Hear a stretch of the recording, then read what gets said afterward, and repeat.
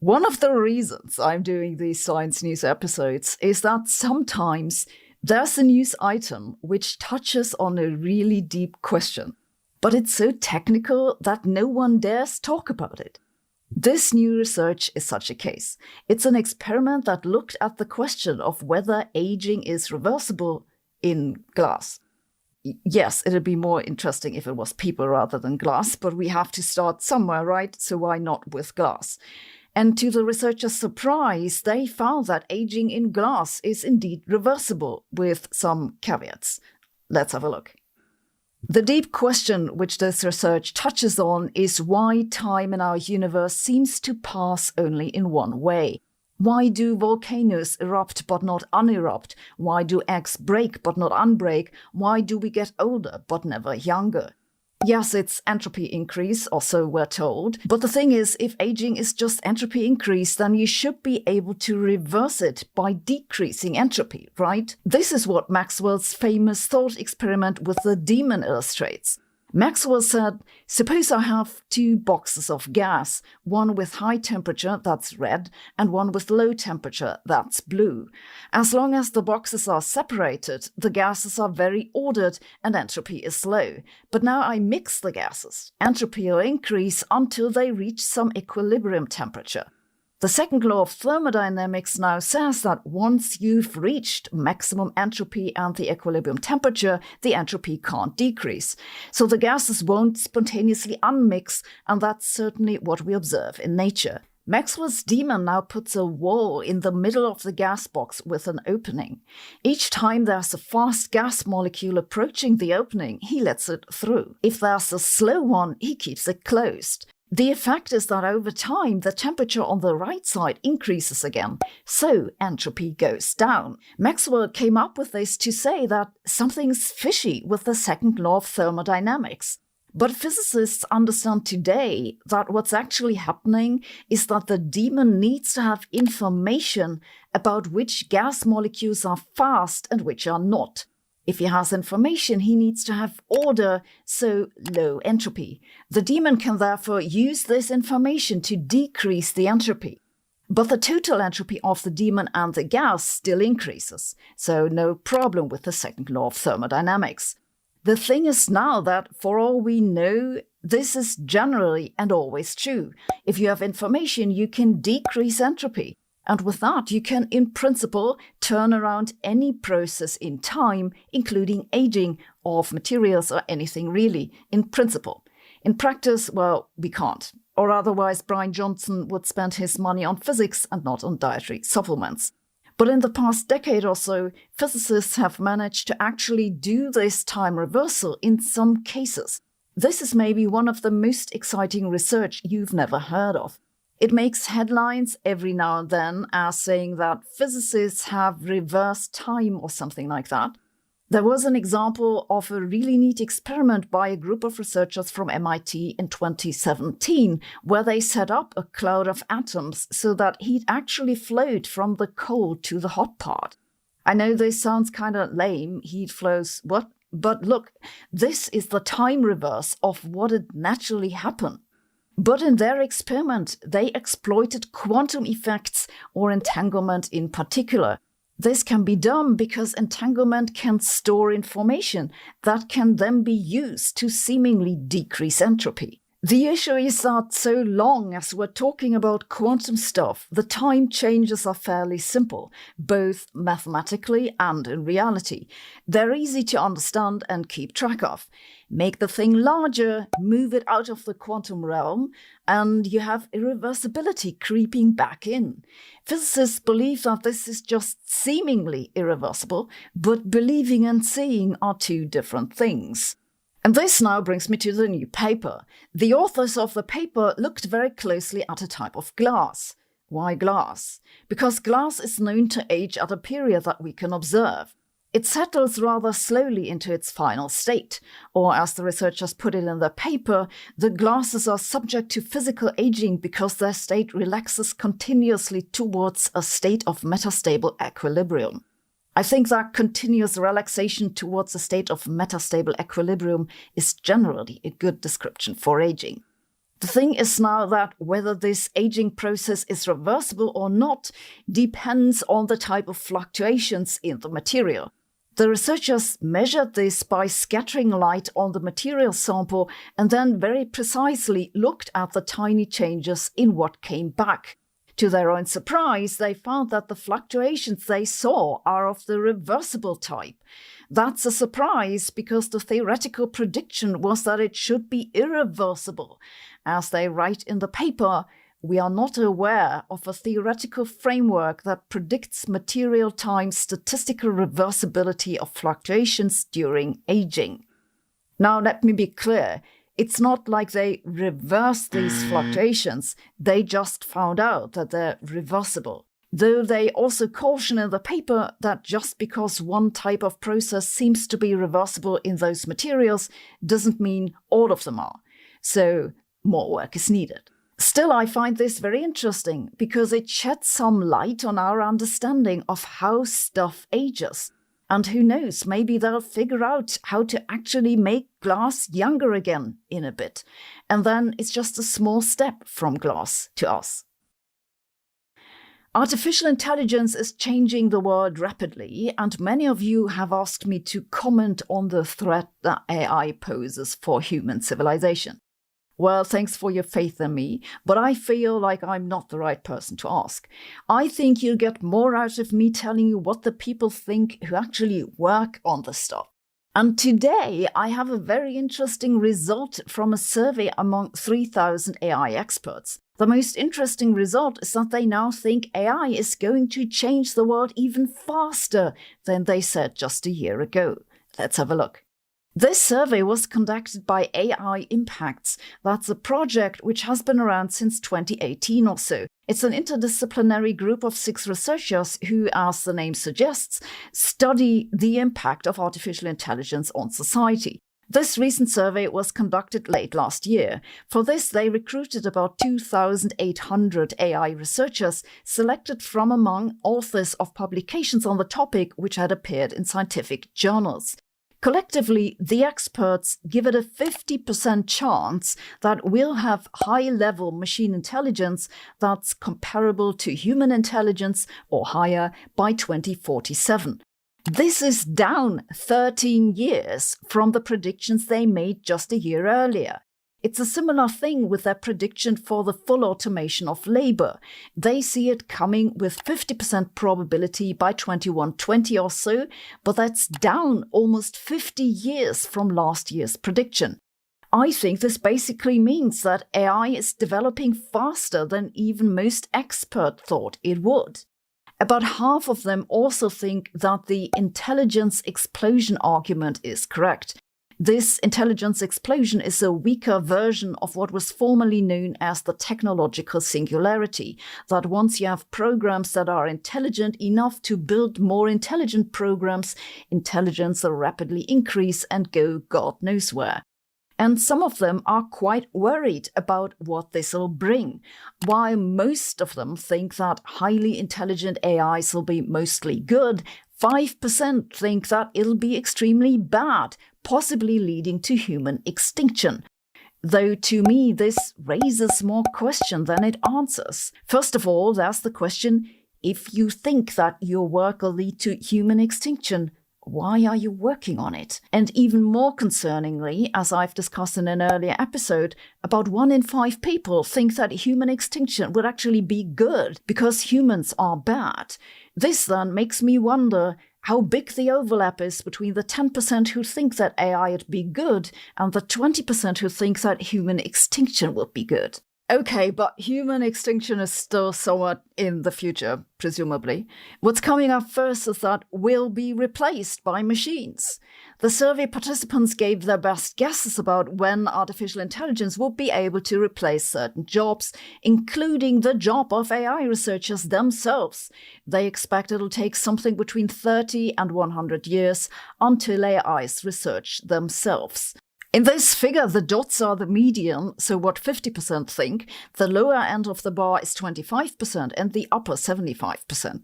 You can see that the experts say the first jobs to be replaced by AI are everything related to language. That includes reading, transcription, translation, and writing, reaching the level of New York Times best-selling fiction by 2040 or earlier. I guess if I ever want to write my great science fiction series, I better do this soon. These predictions make sense because language generation is one of the AI tasks that have been most explored so far. The other most obvious advances we've seen recently are with visuals and audio. These experts say that before 2040, we'll see an AI-generated song in the top 40. Personally, I think it will happen much sooner, within the next couple of years. They also think that truck drivers will become obsolete by 2050 and surgeons by 2100. One thing to note, though, is that these predictions are not just about artificial intelligence. They mix AI together with advances in robot technology and also sociology, politics, and psychology. For example, the question of whether retail salespeople will be replaced by AI isn't just about whether it's possible to do that. It also has a lot to do with whether humans will accept this change. And it's a strange but true fact that humans are most interested in other humans. Think about it. Most dogs can easily outrun the fastest humans. But we don't really care. We want to know what humans can do. Humans are also fascinated by humans who produce photorealistic paintings, which is incredibly odd, given that you could just take a photo, isn't it? Maybe it doesn't make sense, but we do, as a matter of fact, care who did something and how it was done. It's not just about the result, it's about the effort. So I think that as long as there are human customers, there'll also be human salesmen and human creators, until the AIs decide that we're really just an annoyance and get rid of us entirely. I'm fascinated by science deniers, flat earthers, anti-vaxxers, climate change deniers. It's just amazing to see how badly the human brain can malfunction. Of course, it's not just a brain problem, it's also a social problem. In particular, the fraction of climate change deniers differs strongly by country, and it's especially high in the United States. According to a 2020 survey from YouGov, about 19% of Americans think that climate change is either not happening or we're not causing it. In Germany, it's about 10%, and in the UK, 6%. So you see, that's quite a difference. But just why do people keep on believing something that conflicts with bulks of evidence? And why Americans in particular? Do they have alternative facts or alternative brains, maybe? Well, it turns out I'm not the only German who's interested in what's wrong with Americans. A group of Germans recently set out to study the matter. The results are just in, and they're quite surprising. You see, the leading hypothesis for why people refuse to accept evidence that climate change is happening and caused by humans is what psychologists call motivated reasoning. This doesn't mean people are super motivated to give reasons for what they're doing, but rather it means that they have motives for coming up with reasons. They seek out information to confirm beliefs that they want to hold on to. And sure, there are good motivations to not want to believe in climate change. If you don't believe that we are causing climate change, there's no need to worry about how much carbon dioxide your old pickup truck is pumping into the atmosphere. And all that talk about sea level rise is bollocks until the water's in your basement. But about that new paper. To see if motivated reasoning is behind climate change denial in America, the authors recruited 4,000 American adults, had them fill in questionnaires about their political orientation, and then put them into groups of about 800 people each. In the first part of the experiment, the participants of groups 1 and 2 received $20 each. Those in the first group could either donate the money to an organization fighting climate change or keep it for themselves. What do you think how many of them kept the money? About 41%. In the second group, they could only choose between 2 different organizations to donate to, but not keep the money. After the participants had chosen what to do with the money, they were asked which percentage of climate scientists they think doubt that climate change is human-caused. The authors expected that people who kept the money would say that more climate scientists doubt the evidence so that they justify their actions. However, the replies were almost the same in both groups. In the second part of the experiment, they did the same thing with the money for groups 3 and 4, but afterwards the researchers asked the participants to watch a video about climate change. The participants had a choice between one video that explained the situation according to the scientific consensus and another one that downplayed the influence of humans. The researchers wanted to see if the participants who kept the money would seek out information to justify climate skepticism. But again, it didn't happen. They checked if the results were dependent on the income of the participants, but found it wasn't. The researchers conclude that Americans don't seem to use motivated reasoning to justify their climate beliefs, and they also don't seem to be seeking out information to support their beliefs. Hey, Americans are more rational than Germans thought. But the researchers did find a strong correlation, and that was with political orientation. A full 60% of Republicans chose the video downplaying climate change, while only 39% of Democrats did. The researchers say this suggests that climate change denial in the United States has little to do with reasoning to begin with, and it's instead strongly tied to political orientation and identity. This political polarization was just recently mapped in a new study that clearly shows climate change denial is particularly strong in those US states which lean Republican. I find this very interesting because from my interaction with climate change deniers, I'm sure that most of them misunderstand the science, and I don't think it's deliberate. I think they're honestly confused. Because the science is difficult and it's hard to find good explanations.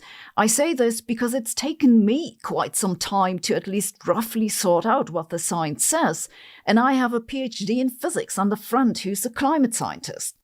Psychologists say facts don't change minds, but maybe that has to do with the way that facts are presented in their studies, because in the real world, facts do change minds. If they didn't, why should we worry about scientific misinformation? Because that could, change people's mind? I believe that many science communicators just want to believe that facts don't change minds so that they don't have to explain how we know the facts are facts. Then again, that's just what I believe. A lot of climate targets are lip confessions, but some of those confessions get written into law, and that can create some interesting tensions between what governments and companies say they're doing and what the data say they're doing. In the past weeks, we've seen examples of this tension between words and reality in Japan, the EU, and the USA. In Japan, Toyota has to answer a lot of questions after it turned out that they manipulated the results of emission tests again. In Europe, lawmakers have been officially informed that their regulations on car emissions have had absolutely no effect. And in the United States, scientists urge the Biden administration to reconsider the export of liquefied natural gas.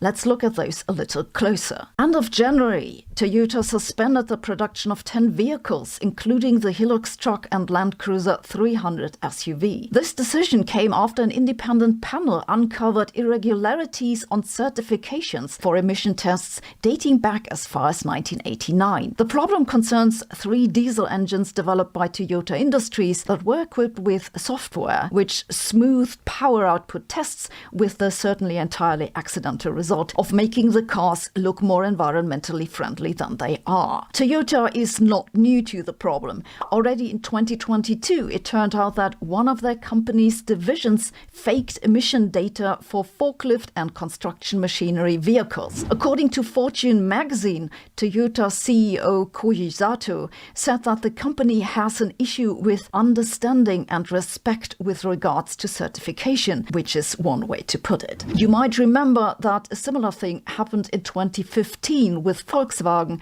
whose emissions scandal became known as Dieselgate. The problem surfaced after the American Environmental Protection Agency noticed that Volkswagen had installed software in its diesel vehicles that allowed them to pass regulatory tests while emitting higher levels of pollutants during real-world driving conditions. Now, the pollutants in case of Dieselgate were nitrous oxides, not carbon dioxide, but the underlying issue is the same. Companies clearly find emission regulations somewhat annoying and come up with creative solutions to try and avoid them. I wouldn't be surprised at all if it turns out that many other companies are doing, or at least have been doing, the same. A certain lack of understanding and respect with regards to certification, as the Japanese CEO said so nicely. But let's move on and look at what's going on with car emissions in the European Union. An organization independent of the European Parliament has recently found that the European regulations on car exhausts didn't do what they were supposed to do, which was to bring down carbon dioxide emissions in transport. This report comes from the European Court of Auditors, whose task it is to basically have an eye on what the European Parliament does. They found that carbon dioxide emissions from cars have not dropped at all since the EU introduced its climate targets in 2012. The major reason for this, the report reveals, is that while car engines have gotten cleaner, cars have also gotten heavier and larger. They say that the average car mass in the EU has increased by approximately 10% between 2011 and 2022, accompanied by 25% surge in engine power. As a result, most cars on the road in the EU still emit roughly the same amount of carbon dioxide as they did 12 years ago. They found that this holds even for hybrid cars, which according to the audit generally produce much higher carbon dioxide emissions in the real world on the road than predicted by tests in the manufacturers' laboratories. Surprise! The auditors say that emissions reductions will require more stringent checks on car manufacturers and that the EU needs to revise emission targets in light of the new data, both of which are probably good recommendations that'll do very little. Finally, we have scientists urging the United States government to rethink whether liquefied natural gas, LNG for short, is an improvement for the environment. LNG, just as a reminder, is primarily methane, which, just as a reminder, is an extremely potent greenhouse gas. When burned, it releases energy and leaves behind water and carbon dioxide, which, just as a reminder, is also a greenhouse gas. Doesn't sound all that great for the climate, does it? But the fossil fuel industry has tried to position LNG as a stepping stone on the way to net zero because it has lower carbon dioxide emissions than coal and oil. And indeed, it leaves behind only about half as much carbon dioxide per energy produced as coal and still less than oil. This is one of the major reasons why the Europeans, especially us poor Germans who don't have nuclear power, are importing gas from the United States. Yes, we do have a lot of coal, but we're being told to not dig it up.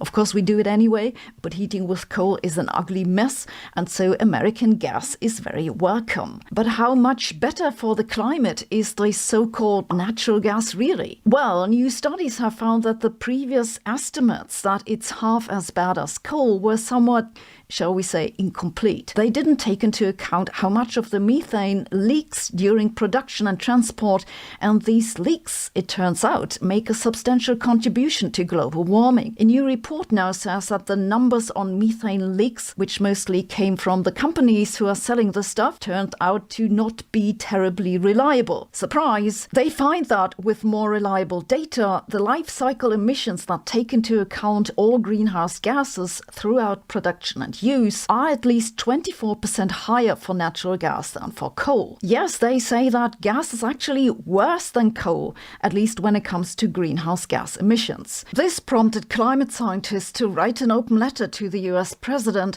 which attracted 170 signatures. They call on the president not to go through with plans to increase the export of natural gas, and in particular urge him to not build a new export terminal in Louisiana. Hello? Olaf, the German Chancellor. All right, what's up? Yes, the report says coal is actually better, but... Olaf? Time crystals. Sounds like something from Hogwarts, but it's actually solid-state physics. Maybe not quite as mysterious as the name suggests, but nonetheless interesting. A team of physicists has now built the most robust time crystal ever and even figured out what these things could be good for.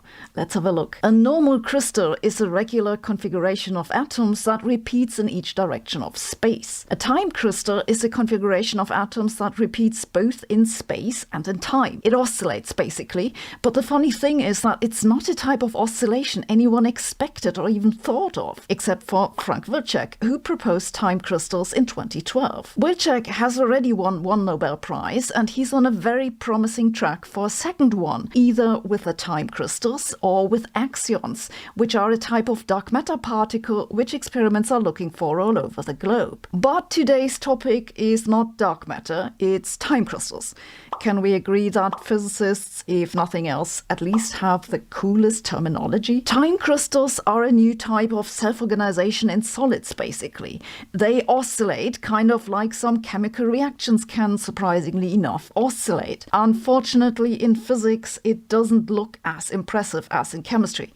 I'd really studied the wrong field to end up on YouTube. Wilczek's original idea was that some materials could oscillate all on their own, but it turned out that this isn't compatible with energy conservation. The material needs to be supplied with energy. But a few years after Wilczek proposed the idea, the first experiments managed to create the time crystals for real. In such experiments, the energy is typically supplied by shooting with a laser at some kind of material. Some materials then begin some sort of oscillation in response. This oscillation can even continue after the lasers are turned off. Now, if you poke a material with a periodic oscillation and you get a periodic response, that's nice, but kind of unsurprising. If I periodically complain about particle physicists, I also get periodic responses. However, you can also create time crystals if the energy that you supply doesn't generate a beat on its own. This is then called a continuous time crystal, and this is also what they did in this new work. A continuous time crystal has its own internal periodicity. Continuous time crystals have previously been generated in clouds of ultra-cold atoms, for example in 2022 by researchers in Hamburg, Germany. These clouds are typically made of a few 10,000 atoms. When the atoms are cooled to near zero, they create what's called a Bose-Einstein condensate. Yes, this guy again. If the cloud of atoms is cold enough to form a Bose-Einstein condensate, this means it has quantum properties throughout. This means in particular it can behave like both a particle and a wave. The researchers then supplied it with energy from electromagnetic waves and it responded. In this example, they saw an oscillation in the number density at a frequency of a few milliseconds, nothing to do with the frequency of the radiation. So, a time crystal. What makes these time crystals so interesting is that they display an entirely new physical phenomenon. Honestly, I think at the moment physicists don't really know what it's good for. There's been some talk about using it for quantum computing, but I can't really see how this would work. Timekeeping is a possibility, because every time you have something that reliably oscillates, you can use that as a pacemaker. But we already have highly reliable atomic clocks, and a cloud of atoms cooled to some millikelvin isn't going to revolutionize wristwatches, especially not if these things oscillate barely a few milliseconds in total. And this then brings me to the new paper. In this experiment, researchers from the Technical University in Dortmund, Germany, managed to produce a time crystal that lasted a full 40 minutes. That's more than 1 million times longer than the previous ones. Quite an achievement. For this, they used a semiconductor made from indium gallium arsenide doped with silicon at a temperature of about 6 degrees above absolute zero. Then they shot at it with a laser.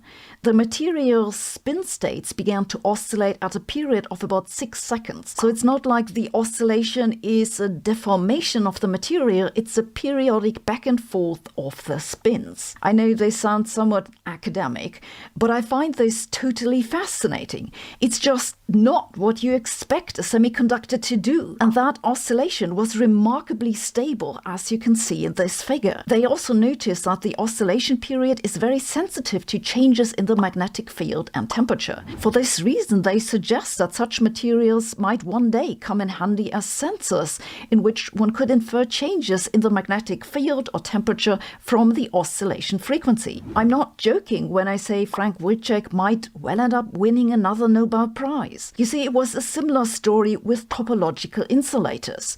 Those are materials with unique electric properties. For example, they might only conduct electricity on the surface, but not in the bulk. The idea came out of theoretical work by Thules, Haldane and Kosterlitz about 25 years ago. At first, no one had any idea what it might be good for, just like today with the time crystals. But in 2016, they won the Nobel Prize because by then their idea had found applications in some types of high-speed electronics. So it might well be that time crystals will soon find an application, and Wilczek is up for another Nobel Prize. Science has a big problem, and it's been getting rapidly worse in the past 2 years or so, to no small part because of recent advances in artificial intelligence. Fraudulent papers are getting published more than ever, and the fraudsters are getting increasingly aggressive. In this episode, I want to give you an update on the recent developments. According to data collected by Nature magazine, the number of retracted papers hit an all-time record in 2023 with more than 10,000. Most of these papers were not retracted because of honest mistakes, but because they contain fabricated crap, sham data, AI-generated text, repurposed figures and images. The number of retractions is rising faster than the total number of publications. About 2 in 1,000 scientific papers are now being retracted. The number of retracted papers isn't the same as the number of fraudulent papers, but it's unlikely that the identification of fraud has suddenly gotten much better. More likely, it's become more difficult as AI gets better. This also means that the number of fraudulent papers has been skyrocketing. But this number might look more alarming than it is, so let me give you some context. Most retractions happen in Saudi Arabia, followed by Pakistan, Russia, China, and Egypt. It's predominantly an Eastern problem, and most of these retractions come from one publisher, Hindawi, and they mostly come from special issues.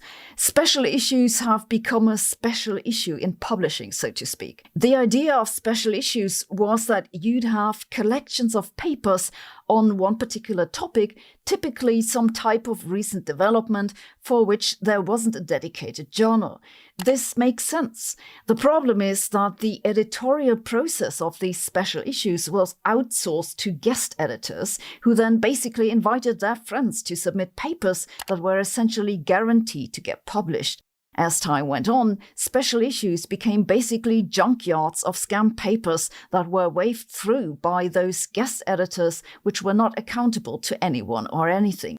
The journals didn't do much about it because, you see, they sell subscriptions to their content regardless of what that content is. So researchers were constantly getting spammed with calls to contribute to those special issues. And if you had a need to get some paper published without much effort, this was the way to do it. Now, Hindawi is a subsidiary of the publisher Wiley, and Wiley has meanwhile recognized the special issue. They have announced some major changes, and they say they'll stop using the Hindawi brand altogether. I'm not sure that's going to solve the problem, but this makes me think that the rapid increase in retractions will probably not continue like this. However, there's more trouble at the door. A lot of this increase in rubbish publications is driven by what's become known as paper mills in academic publishing. These are semi-legal networks of people who produce scam papers and guide them to publication. They usually do this for academics who pay money. Typically, they'll be offering authorship on a paper with a particular topic, and the price depends on where you want to be in the author list. These paper mills are believed to first have originated in China, where academics are often paid for papers, or even if not, papers are required for promotions. But the practice has since spread to Russia and India, and reportedly also to Iran and Eastern Europe. A lot of these papers are published in areas that concern public health, such as drug development or psychology. Drug development in particular seems to have been a target because papers on this topic all look and sound more or less the same. You just need to swap the name of one drug for another. This makes these paper mills very dangerous because these fake papers can get cited in support of useless drugs, as seems to have happened with the controversial drug ivermectin. In the past, many of these papers have been easy to spot because the language is sometimes funny. This has become known as tortured phrases, probably stemming from automated systems trying to rewrite technical terms. For example, in some cases, the word magnetic resonance became attractive reverberations. An article from Times Higher Education has more funny examples.